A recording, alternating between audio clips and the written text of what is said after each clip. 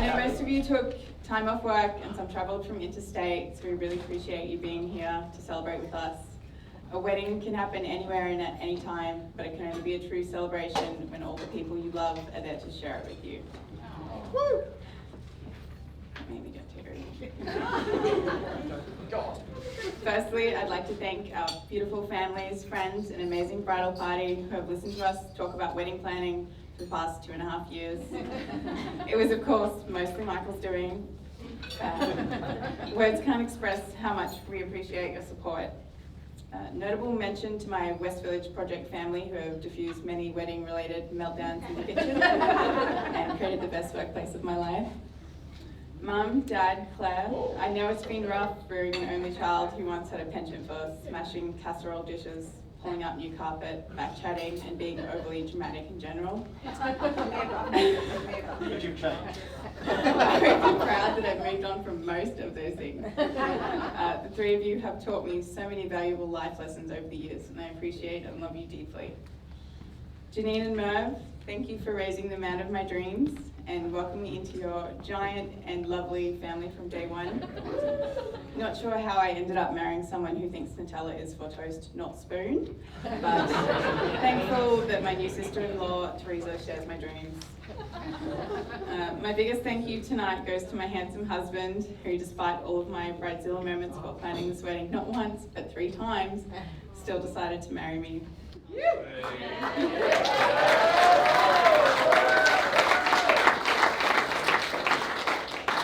Michael has taught me a lot in the last 5 years.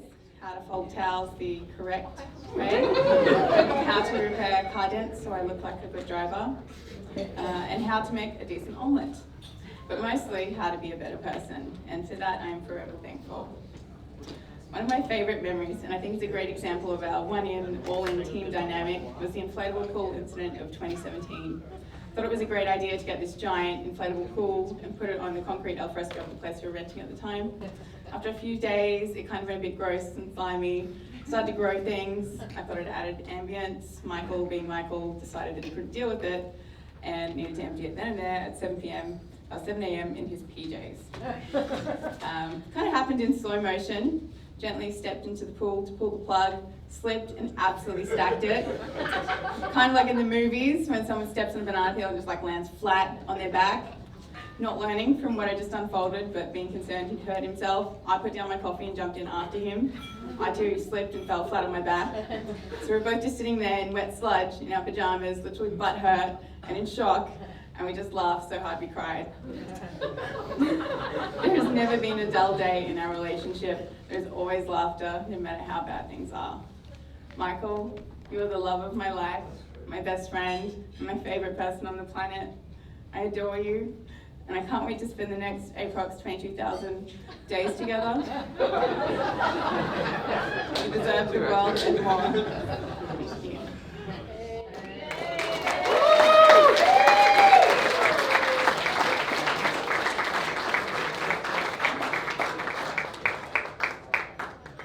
So now we're going to have a break and we're going to have a break and go for the main course. So enjoy that. Yep, let's do that and have some music, and we'll see you shortly. So look, we're just getting into the cutting of the cake with the bride and groom. So if you guys could make your way there. On behalf of Terry, Claire and myself, I'd like to welcome you here from the Froud family, and thank you for coming to this much awaited wedding. I don't know how we're going to fill our lives when we don't have discussions about the wedding, but it's been like that. I just explained to those of you who saw me doing a race through the foyer, my shoes disintegrated at the ceremony. I've been retired for 5 years and I don't often dress up. In fact, I hadn't worn my black shoes for about 4 years. And at the ceremony, the heels just completely gave way. So luckily we're during the day, and I had other clothes, so up to DJs and bought a new pair of shoes, and here I am. But yes, thank you. I just wanted to mention Nick's grandmothers, Elizabeth and Faye. They would be looking down with such pride today, the apple of their eye. Nick was very close to her grandmothers, and they were very close to her. And my mum passed away in September, and she was so looking forward to coming when it was originally in September. She was going through the dress catalogue. Mum used to be a bit large, but she lost a lot of weight as she got older, but she used to look in the catalogue called the Fat Ladies Shop. Mum called it the Fat Ladies Shop, but, and she was, I've got to have a new dress for the wedding. But sadly she couldn't be with us today, but she's up there looking down with pride on you, Nick, as is Grandma Faye. Yeah.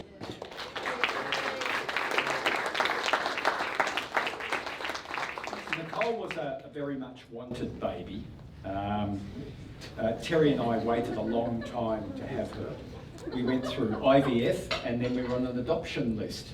And it was only weeks before we were going to get an adopted baby. And Terry fell pregnant. And something that Nick doesn't like me to mention, I can't see it, which is really good. When I mentioned that she was conceived on the lounge room floor, some friends place in Canberra. Yes. Have another drink, Nicole. Sorry, Nick. Nick was born at 34 weeks. She only weighed 5 pound 1, and I can remember washing her in the hand basin. And you know, today, what a lovely girl I have, and this little tiny little creature in the hand basin. And I was so scared I'd drop her and do all those sorts of things. Terry, being a midwife and child health sister, was far more confident, but you know, I was scared to death. But she's grown into such a lovely girl. I never would have imagined that.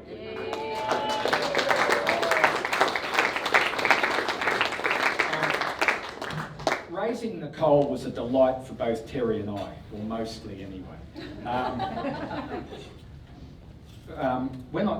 So Nick, are you feeling good? Am I right? Not yet. No? Well, I might go with this one. Your mum said no, but I'll just go there. Has no filter. So, yeah, I don't have any filter. But, yeah. So I was talking to Nick about my speech a couple of weeks ago, and she said, "Dad, no poo stories." Oh no. My bosses will be there. And I said, okay. So Kim and Megan, for about 20 seconds, could you just cover your ears, please? I'm all ears. Bring it on. You're not going to let that down, Nick. So when Nick was young and she was in nappies, we would periodically get noises emanating from her nappies, and as happens. And as I said, Terry was a midwife and child health sister, so she was straight in with a hand. And Terry would say, "Just wind." And after a few weeks, and Nicole was speaking by this time, there'd be a noise in the nappy, and she'd say, "Just wind." So Michael, if you hear any noises.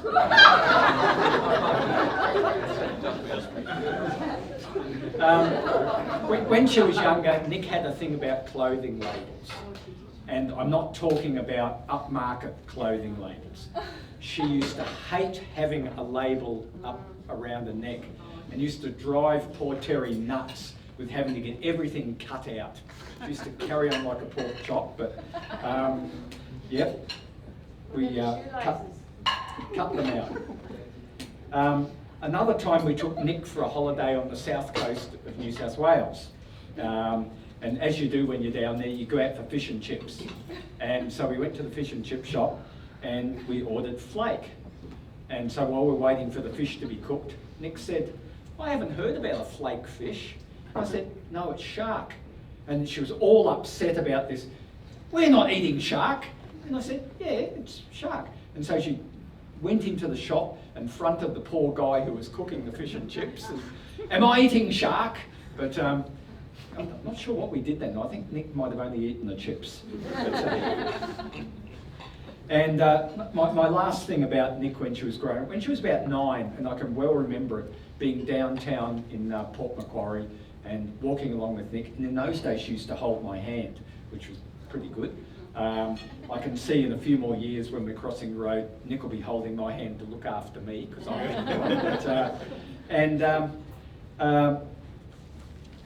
so we started to talk about boys. I don't know why, but you know, as a father, you're sort of always keen to sort of get your daughter on the right way about boys. And so we talked about boys. She said, well, I'm not going to go out with any boys until I'm 18, and I'm not going to kiss any until I'm 21. And as a dad, that's music to your ears. And of course, I know that Nick kept up that promise to me. We've all been very proud of how Nick has developed her career and her great work ethic. She periodically shares her performance reviews with me, and I just burst with pride as to hearing how well she's going.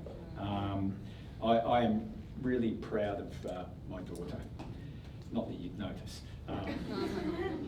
We were also delighted when Nicole met Michael. We're firstly pleased that she was able to meet someone who was taller than her, as I'm sure she was. But as we got to know him better, we really appreciated his kindness and his love for Nicole. I've also taken pride in the way Michael has pursued his career and his dedication to doing so well in what he does. I think he's great. And as an added bonus with Michael, he knows lots about cars and cleaning cars, which has been quite helpful to me. Developing such a fine young man as Michael is a credit to Merv, Janine and the whole Cardell family. And I would like to thank them for the warmth of welcome they've shown to Nicole and to our family. Thank you very much.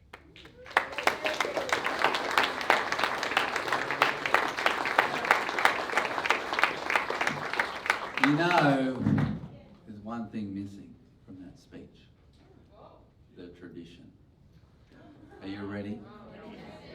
Cheers, come on, the eyes. The eyes have it to your table, come on, don't hop. 7 years bad sex, we don't. Eyes, we're good. Don't let it think. See? You feel better after, don't you? You do feel better. Come on, don't lie. Yes. See? All right. Now we've got Merv.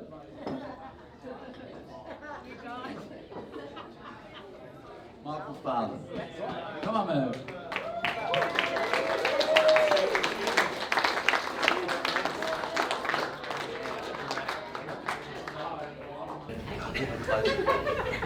A little bit closer?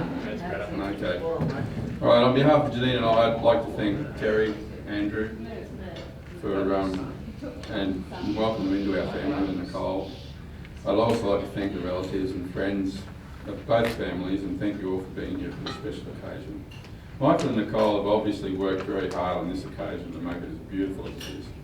Well, maybe not Michael, but mostly Nicole, I think. I'm guessing. I'm blessed with a loving wife and family, and Michael has blessed our family with many happy memories, and some stressful ones too. And we're eternally proud of him. He's done very well. Michael, we love you very much, and on your wedding day, I'm overcome with so many happy emotions, knowing that you could not have found a better bride to spend the rest of your days with. Nicole, we thank you for making Michael so happy. We're also grateful to you, more than words can possibly say. He is now your problem.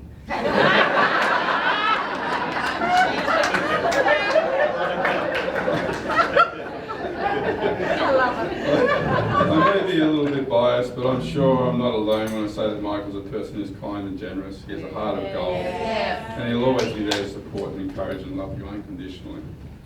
I'm sure Nicole will make him a better person than he already is, because she just brings out the best qualities in him.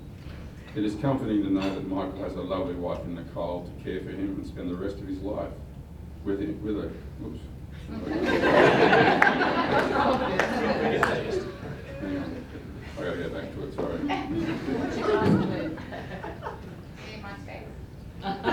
That's all right. It's technology.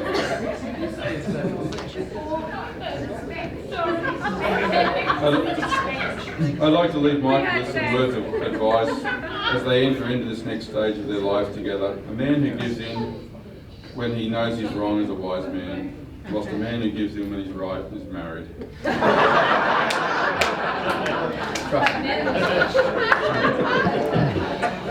Nicole and Michael, we wish you nothing but happiness and success and the endless love that will burn brighter and stronger between you as days go by. Janine and I love you very much, the both of you.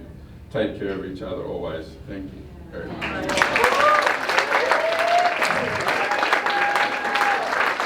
And cheers, everybody. Yes, he called it. He called. Come on, I'm watching all of you. It's 7, 8, 8. Right? Yo, everyone, eyes. Come on. Don't ruin the flavour. Come on. Okay, now we have the best man, Tom, who is one of the most eloquent speakers I've heard, apparently. He's a good-looking rooster. We've got 3 pages here. He's got 3 pages, so I'll put the stopwatch on. Good evening, everyone. So for those of you who don't know me, I'm Tom. I'm Mick's best man.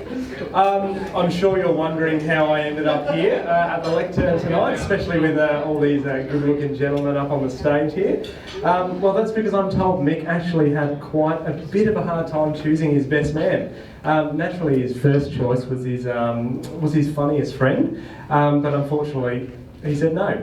So he moved straight down the list to his smartest friend, but again, offer declined. At the 3rd attempt, he turned to his best-looking mate. Again, it was a no. So at this point, you can imagine Mick was looking pretty desperate. My phone rang at that point, and to be honest, when I heard Mick's voice, he sounded absolutely exhausted. So I decided I possibly couldn't turn him down for a 4th time. Look, I've known Mick now for about 8 years, so in writing this speech I thought I'd ask some of his family to describe, and his friends to describe him. Witty, passionate, charismatic, generous. Nobody used any of those words. He was, however, described as vain, argumentative and insensitive. Personally, I think that was a little bit harsh, but mums know best. Since I first met Mick, honestly, he has undergone quite the transformation. From an awkward 20-year-old till a slightly, marginally less awkward adult. But honestly, it's my greatest pleasure to be speaking here for you guys tonight. A night us boys, I'm sure Mick's dad Merv at one point thought would never happen. Mick found and interacted with a human girl. So, I'm sure you're wondering how I met Mick. We began back in 2013. I actually met through Mick's sister Tess. Tess was friends with a roommate of mine back in my derelict rental Queenslander in Ashgrove.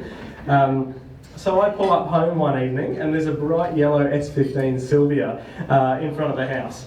Now, if any of you know us boys, we all love our cars. So I was excited, very excited to see whose that was in front of my house. Inside I met Mick, a bloke of whom I didn't get much more than a hey out of that night. So a few weeks later, Mick again was at my house. I was like, okay, this guy's in my lounge room. Tess actually says, my weird brother's here. He needs some friends, so he's coming out with us. Of course, I'm absolutely fine with that. She says that with all the attitude that only the older sister can get away with. So it was actually Mick's birthday that week, so we're all out celebrating. I mean, the details of that night for the history books. As I was asked by Mick and Nicole to be careful with any content that may be a little bit risque, and in particular to remove any innuendos. So I just want to assure you, Mick, that I'll stop here with that story. And I've vetted the rest of this speech, but if I do come across anything I've missed, mate, I'll whip it right out. From then on, my friends and I, we all started seeing a lot more of Mr. Michael. Soon enough we were going to car meets together, we were drinking, working on cars, drinking, going to car meets, drinking. You get the picture. Now by this time, Mick he was about to move out of home, and this is where the gorgeous girl who's with us tonight comes onto the scene. I'm talking, of course, about his 2002 single turbo RX-7 that you may have seen in the car park out the front. Of course, no, none other than Nicole, his stunning bride. Look at her. Can I get a round of applause for the bride? Thank you. Doesn't she look at $1 million? Gorgeous. So honestly, the first time I remember meeting Nicole, and importantly, Mick meeting Nicole, was actually at a barbecue at a share house. There was another old Queenslander in Nunda. Now Mick, myself and another couple of friends were just talking about cars as we always manage to do when Nicole appears and jumps into the conversation.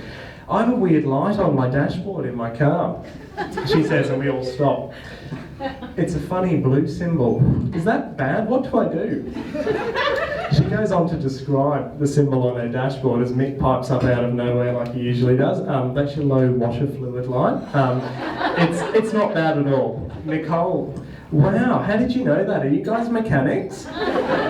She says, we all laugh. So just to recap, Nicole, no, it's not bad, just pop a bit of water in there. While you're at it, just top up the indicator fluid, alright? But that was it. The story was written, and from that point on, for Mick at least, car meets and partying turned into weekends away and cooking classes up the coast. We'd lost him. A moment of silence, thanks.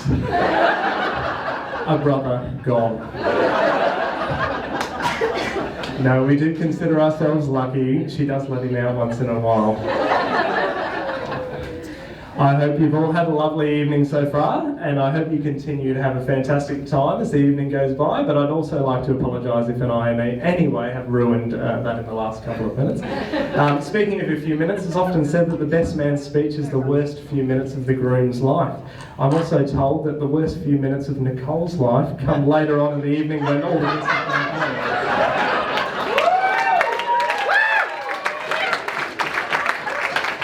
I actually did leave a little bit of space here at the end of the page to say something nice and sincere. I'll move on. I could stand here and take the piss out of Mick all night long, but I've taken more than enough of your time. I'd like to give a massive thank you to the happy couple on behalf of all the groomsmen and the bridesmaids for allowing us to be a part of your special day. Can I get a round of applause for the groom? This time, seriously, mate, I wish you and Nick all the very best. Some people come and go through your life, but I'm glad to say we have been mates through it all, and I sincerely hope it continues in the coming years. Nicole, you are far too good for him, but thank you for taking one for the team.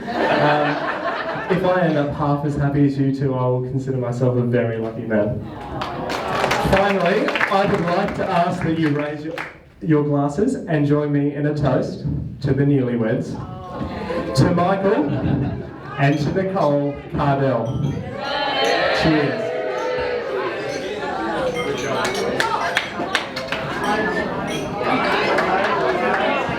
I'm not sure it gets better than that speech there, Tom. You've done a phenomenal job. So for Michael to respond, who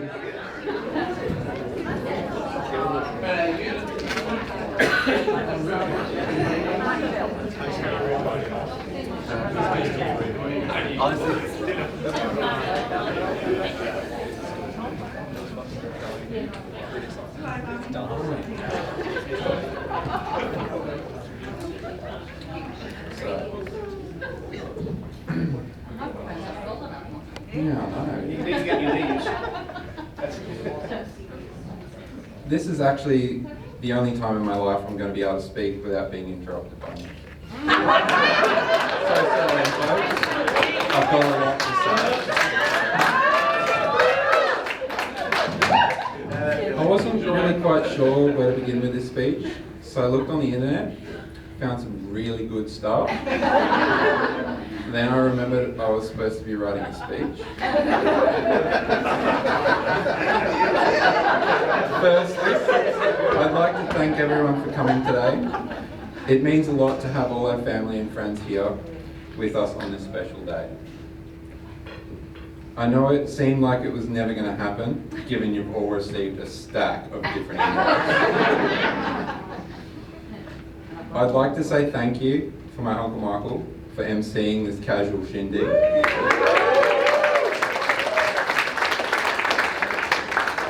I knew it was a big risk, but so far so good. Please keep your clothes on, and no, we will not be letting you sleep on the end of the bed tonight. Nanny Lee, we're trusting you can keep him in check. Mum and Dad, I'm so fortunate to have such a loving and selfless parents that would give anything to see their children succeed at life. For that, I thank you from the bottom of my heart.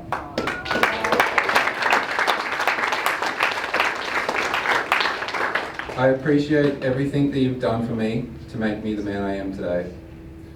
For that, I love you both so much. Terry, Andrew, and Claire, thank you for trusting me with all those odd jobs that somehow always seem to need doing every time I visit. But most importantly, thank you for accepting me into your family with loving arms. And also for raising a beautiful, funny, intelligent daughter and allowing me to marry her.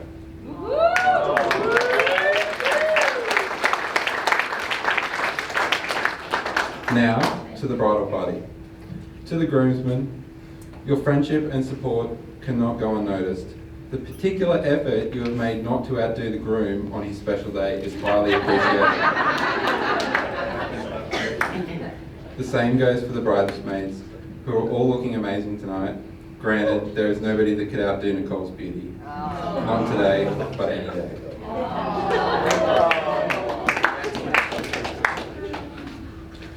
My other half is gorgeous. She's incredibly funny. She's, I'm sorry, darling, I don't think I can say this. I can't read what you've written.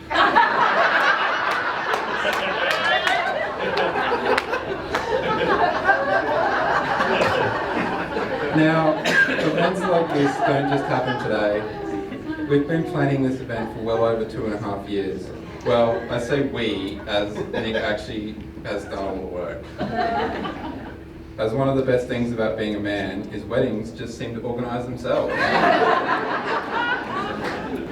Nick has worked so hard and put so much effort into making today possible. She has organised and arranged things that I never would have even considered. She's gone into so much detail with this wedding, and really, she's thought about everything, even down to the fonts being on brand. Hashtag marketing life.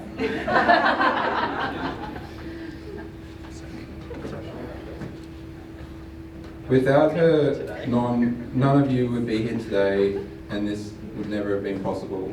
So to Nick, and everyone that has helped out in making this what it would be, I would personally like to thank you.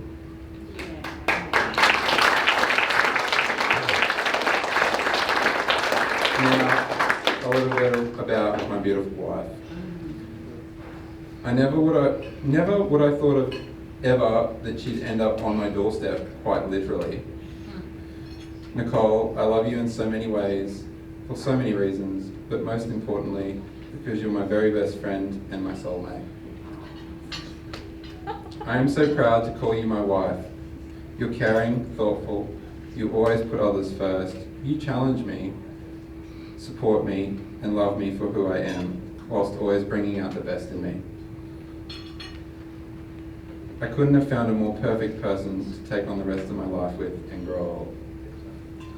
No matter what life throws at us, you will always be by my side. And for that, I am extremely grateful that I found you. I will love and cherish you forever. And thank you for making me the happiest man in the world today. Thank you. Well done.